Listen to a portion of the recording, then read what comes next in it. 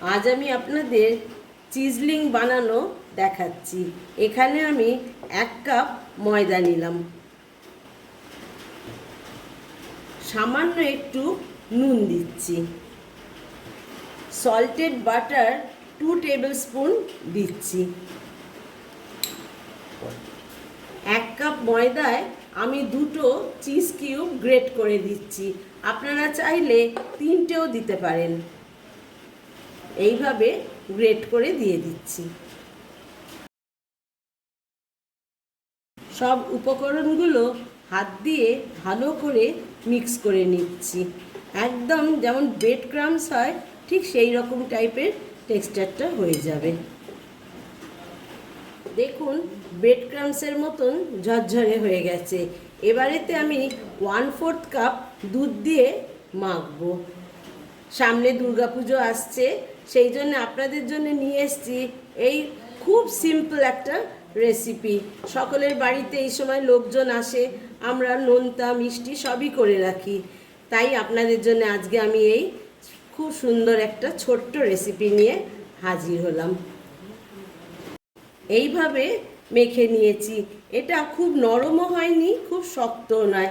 আর কত simple ingredients দেখুন, যা বাড়িতে ছিল তাই দিয়ে আপনাদের দেখাচ্ছি।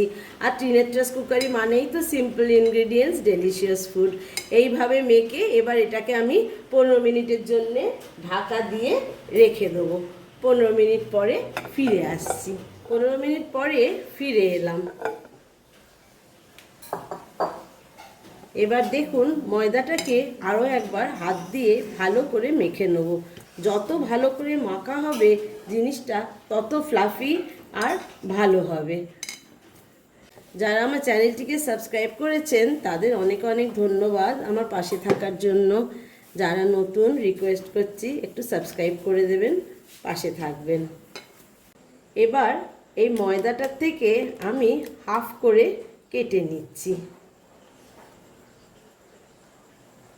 এইভাবে 4টে টুকরো করে নিলাম।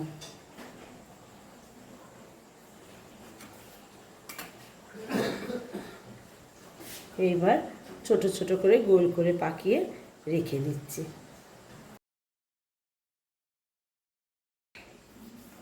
এবারে পাতলা করে বেলে নিচ্ছি। সামনে দুর্গাপুজো, এইভাবে যদি বাড়িতে বানিয়ে রাখেন অতিথি আপ্যায়ন করতে খুবই সুবিধে হবে।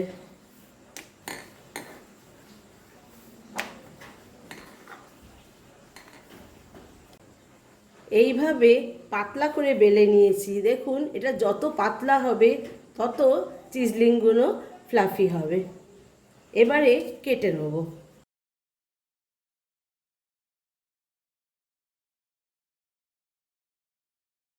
এবার একদম ছোট ছোট করে পিস করে কেটে নিচ্ছি। এইভাবে ছোট ছোট করে কিউব করে কেটে নেবেন।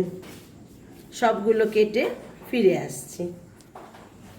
এইভাবে কেটে নিয়ে আস্তে আস্তে করে এরম করে তুলে নেব।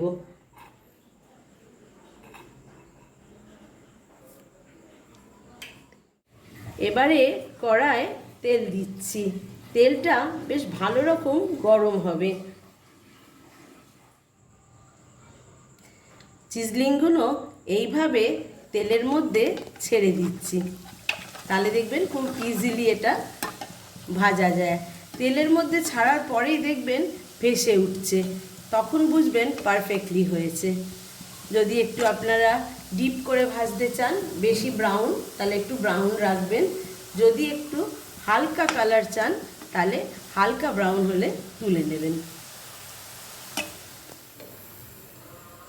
এইভাবে দেখুন ভাজা হয়ে গেছে, আমি তুলে নিচ্ছি।